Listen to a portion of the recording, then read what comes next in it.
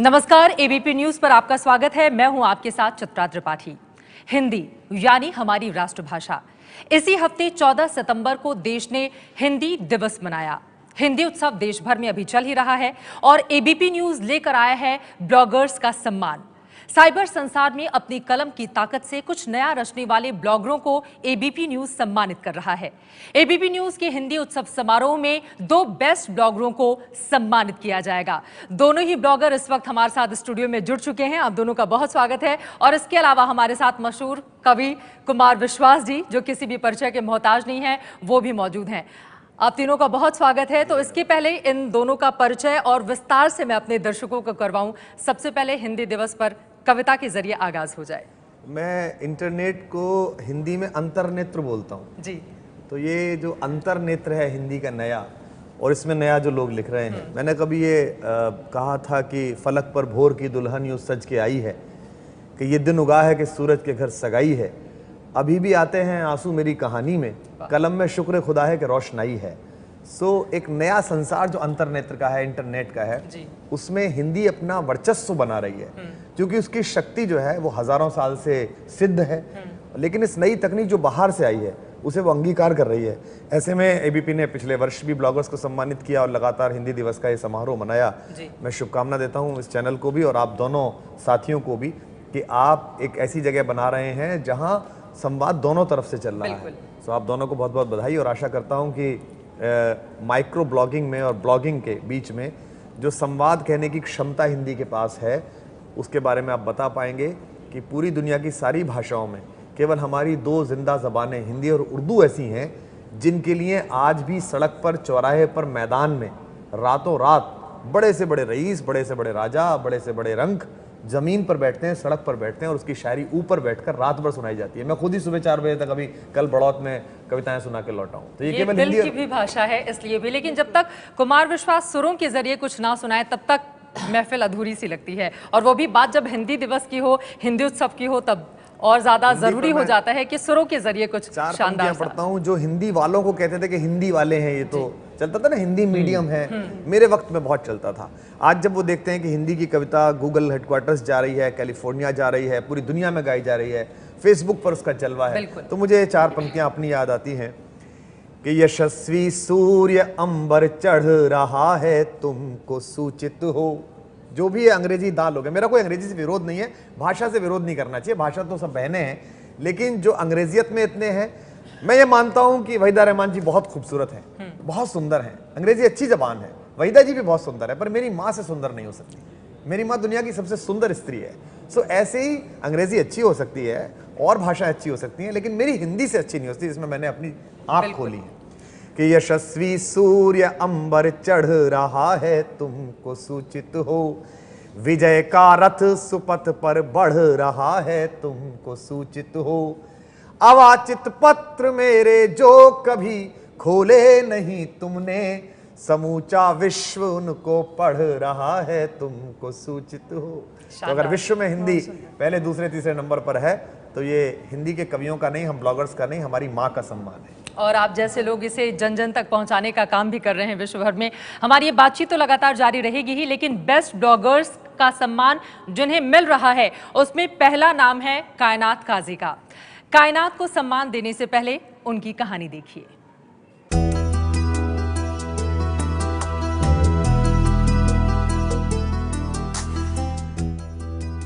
साहित्य और फोटोग्राफी में डूबे रहना कायनात का शौक है। इसी शौक को कायनात ने अपनी ताकत बनाया और शुरू किया एक ऐसा ब्लॉग जो अपने आप में अनोखा है।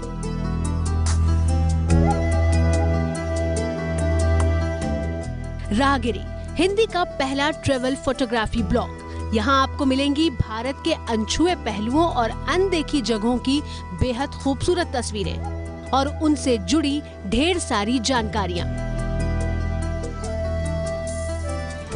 कायनात काजी महज 3 सालों में देश विदेश में करीब 76,000 किलोमीटर की दूरी तय कर चुकी हैं। जहाँ भी जाती हूँ अपने अनुभवों को लिखती हूँ और कोशिश करती हूँ कि जो कुछ मैंने अपनी यात्रा में सीखा, जाना, वो मैं लोगों के साथ शेयर करूँ और मेरे अनुभवों से लोग उस जगह को ज़्यादा बेहतर समझें। ऐसी कायनात क्या कभी आपने देखी है कहीं, कुमार विश्वास जी? नहीं, अच्छी बात है। और देखिए, भारत जो है वो मेल मिलाप का देश है। राहुल संकृत्यायन जी ने भारत भर में यात्राएं की और हमें ये बताया कि हम कैसे देख सकते हैं। मैं कई बार सोचता हूँ, आद्य शंकराचार्य जी पर मैं अभी एबीपी की प्रस्तुति देख रहा था, कितना बड़ा विचार रहा होगा उनका कि वो दक्षिण से चले और उन्होंने मर्यादा स्थापित की कि दक्षिण में होने वाला नारियल वो केदार धाम में पूछा जाएगा और गंगोत्री से निकला हुआ गंगा जल दक्षिण के अभिषेक के काम आएगा। सो ये धार्मिक भावना के साथ भारत का भ्रमण, हमारी जितनी तीर्थ यात्राएं हैं उनमें धार्मिक उद्देश्यों के साथ इस विराट राष्ट्र को, इस बड़े राष्ट्र को जो वैविध्य भरा हुआ है। स्पेन जाइए, मैं कई देशों में जाता हूं तो मैं देखता हूं कि वहां 10-10 महीने सूरज नहीं निकला। अगर जनवरी में बच्चा पैदा हो तो 9 महीने बाद उसको गूगल पे दिखाना पड़ता है सन दिस इज सन, उसे पता ही नहीं सन कैसा होता है। ये देश है जिसमें 6 ऋतुएं हैं, जिसमें ग्रीष्म भी प्रचंडता के साथ है, शीत भी अद्भुत तरीके से है, पतझड़ भी है, हेमंत भी है, बसंत भी है, जिसमें प्रकृति श्रृंगार करती है। ऐसे में कायनात, अगर पूरी कायनात घूम रही है, भारत अपने आप में पूरी कायनात है, और अगर ये घूम रही है और लिख रही है तो मुझे लगता है कि बहुत अच्छा है। और आशा करते हैं कि हिंदी जिस समय वैश्विक स्तर पर पढ़ने के लिए स्वीकार्य हो जाएगी, जब ब्राजील के लोग पढ़ने लगेंगे, जब रूस के लोग हिंदी से पढ़ने लगेंगे, उन दिनों भारत देखने का तरीका इनके ब्लॉग से निकलेगा। ऐसी में शुभकामनाएं। और हम उम्मीद भी करते हैं कि जल्द ही इस तरह के दिन आए। फिलहाल कायनात की कहानी तो हमने देख ली है, लेकिन विष्णु शर्मा जी भी हमारे साथ मौजूद हैं। एबीपी न्यूज के हिंदी उत्सव में हिंदी ब्लॉगर्स का सम्मान जीतने वाले हमारे दूसरे ब्लॉगर से भी अब आपको मिलवाते हैं। इनका नाम है विष्णु शर्मा। पहले इनकी कहानी देखिए।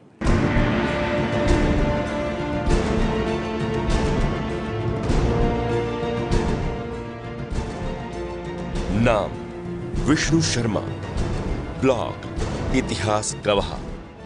आगरा यूनिवर्सिटी से हिस्ट्री में एमफिल और पत्रकारिता में पीजी डिप्लोमा करने के बाद विष्णु ने आगरा में ही दैनिक जागरण के साथ अपने करियर की शुरुआत की। इतिहास में रुचि रखने वाले विष्णु ने जब निर्देशक संजय लीला भंसाली की फिल्म बाजीराव मस्तानी देखी तो उन्होंने इतिहास को सही तरीके से न दिखाने और फिल्म के दौरान की गई गलतियों पर एक ब्लॉग लिखा। वो इतना लोकप्रिय हुआ कि उसके बाद विष्णु ने इतिहास के महापुरुषों के बारे में इतिहास गवाह नाम से एक ब्लॉग शुरू कर दिया। जिस तरह से बाजीराव को पेश किया गया, आशिक मिजाज, बाजीराव दरअसल वैसा था नहीं, तो मुझे लगा कि उसको सामने आना जरूरी है। मैंने वो बाजीराव पर एक ब्लॉग लिखा। संजय लीला भंसाली को भी एक दोस्त के थ्रू भेजा गया।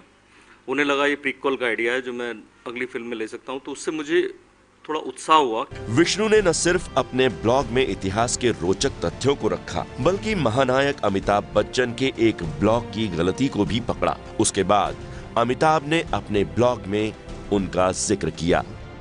इतिहास हमें सबक भी देता है, इतिहास हमें सिखाता भी है और इतिहास भविष्य के लिए हमारा मार्गदर्शन भी करता है। फिलहाल अब वक्त हो चला है हमारे दोनों ही ब्लॉगर्स को हम सम्मान दें। सबसे पहले कायनात काजी। कायनात, आपको बहुत बहुत शुभकामनाएं, बहुत बहुत बधाई कि आप इसी तरह लिखती रहें और पूरी दुनिया को भारत दिखाती रहें अपनी लेखनी के माध्यम से। विष्णु शर्मा जी, अब आपकी बारी। आपको हमारे ऐसे योद्धाओं और हमारे ऐसे नायकों को, जिन्हें इतिहास, बहुत अच्छी पंक्ति है, इतिहास भूल से रचकर जिनको भूल गया दिनकर जी, जिनकी हड्डी पर धर्म ध्वजा लहराती है। तो इस देश की ध्वजा जिनकी हड्डियों पर लहराई है, अगर उन्हें आप याद दिला रहे हैं तो बहुत ही मंगल का काम कर रहे हैं, देश के लिए, राष्ट्र के लिए। हिंदी की कविताओं की बात आएगी और वो भी युवा पीढ़ी में पहुंचाने की बात आएगी, तो मुझे लगता है आज के दौर में सबसे पहला नाम कुमार विश्वास का। तो एक और कविता के साथ आगे बढ़ते हैं और उसके बाद इंटरनेट पे हिंदी की महत्ता किस तरह से बढ़ती चली जा रही है, उससे जुड़ा हुआ मेरा सवाल होगा। मैंने अभी एक कविता लिखी कि अजब सी ऊब शामिल हो गई है रोज जीने में, पलों को दिन में दिन को काट कर जीना महीने में, महज मायूसियाँ जगती हैं अब कैसी ही आहट पर, हजारों उलझनों के घोंसले लिपटे हैं चौखट पर, अचानक सब की सब ये चुप्पियाँ एक साथ पिघली हैं, अचानक सब की सब ये चुप्पियाँ एक साथ पिघली हैं, तमन्ना सब उछलकर हाथ बन जाने को मचली हैं, मेरी आंखों में उम्मीदों का तारा झिलमिलाया है, तुम्हारा फोन आया है, तुम्हारा फोन आया है, तुम्हारा फोन आया है। तो ये तुम्हारा फोन आया है, ये हिंदी की कविता का विषय नहीं हो सकता, और खासकर गीत में तो हो ही नहीं सकता। संदेश आया है, पत्र आया है, लेकिन जब फोन है, जब मोबाइल है, जब व्हाट्सएप है, जब ट्विटर पर डीएम है, तो आपको डीएम भी लिखना पड़ेगा। इंटरनेट पर हिंदी भाषा की लोकप्रियता दिनों दिन बढ़ती हुई चली जा रही है, तो इसके पीछे की सोच क्या नजर आती है आपको? देखिए, आप जैसे जैसे यांत्रिक होंगे, आपकी संवेदनाएं और ज्यादा प्रखर होंगी। हमारे एक कवि हैं मंगल नसीम साहब, उनकी 4 पंक्तियां मैं अक्सर इस संदर्भ में सुनाता हूं। नहीं, हम में कोई अनबन नहीं है, बस इतना है कि अब वो मन नहीं है, मैं अपने आप को सुलझा रहा हूं, तुम्हें लेकर कोई उलझन नहीं है। आई एम डैम श्योर, मैं अपने बारे में पूरी तरह श्योर हूं, कंफर्म मुझे पता है, पर मैं आपके विषय में अभी तक तय नहीं कर पा रहा कि आपको कैसे डील करूं। तो भाषा वो जो कह दे, भवानी दादा ने कहा जिस तरह हम सोचते हैं उस तरह तू लिख, और उसके बाद ही हमसे बड़ा तू देख। आपने जिक्र किया था कि हिंदी को क्लिष्ट या कठिन लिखना ज्यादा आसान है, लेकिन हिंदी को आसान लिखना बहुत कठिन है। किसी भी भाषा में किसी भी कठिन लिखना बहुत सरल है और सरल लिखा बहुत कठिन है। देखिए, लेकिन क्या बताएं चित्रा, हमारे यहाँ दो कवि हुए जिन्होंने रामकथा लिखी। एक केशव हुए, महाकवि केशव ओरछा, और एक पूज्य तुलसी हुए, जो भारत के सांस्कृतिक भाष्य हैं। हिंदुस्तान समझना है, भारतीयता समझनी है, हिंदुत्व समझना है, ये वाला नहीं जिसके ठेकेदार आजकल घूम रहे हैं, जिनको प्रधानमंत्री भी गालियां देते हैं। अगर सच में सनातन धर्म की व्याख्याएं समझनी है, राम समझने हैं, तो आप मानस पढ़िए जरूर। आप बाबा तुलसी को जरूर पढ़िए, कविता पढ़िए, विनय पत्रिका पढ़िए। इन दोनों ने रामकथा लिखी।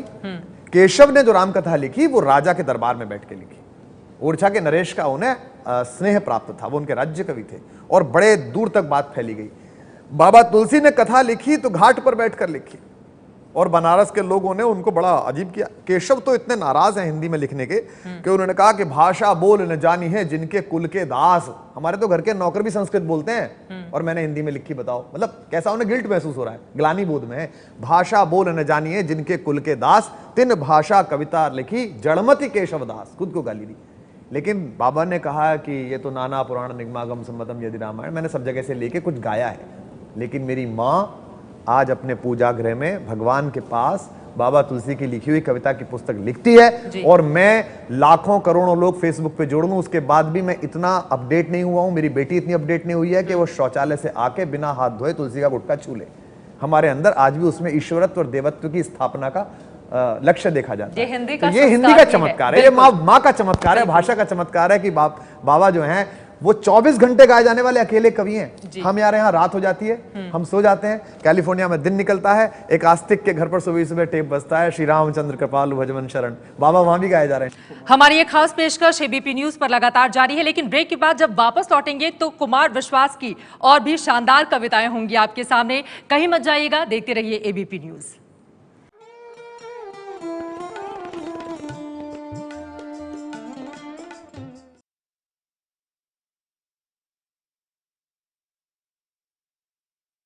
मैंने एक गीत का उसकी पहली पंक्ति यहां से है कि लोग कहते हैं मुझे प्यार सिखाना आए, लोग कहते हैं मुझे प्यार सिखाना आए, मैं जो गा दूं तो वही सारा जमाना गाए।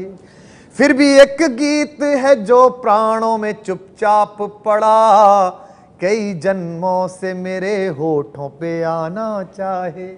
आखिरी गीत वही, एक बस गीत वही, मुझसे गवा दे सावन, इश्क बुझता है इसे कुछ तो हवा दे सावन। तो वो जो एक गीत प्राण में पड़ा हुआ है वो आ नहीं रहा है, उसके चक्कर में बाकी गीत आ रहे हैं।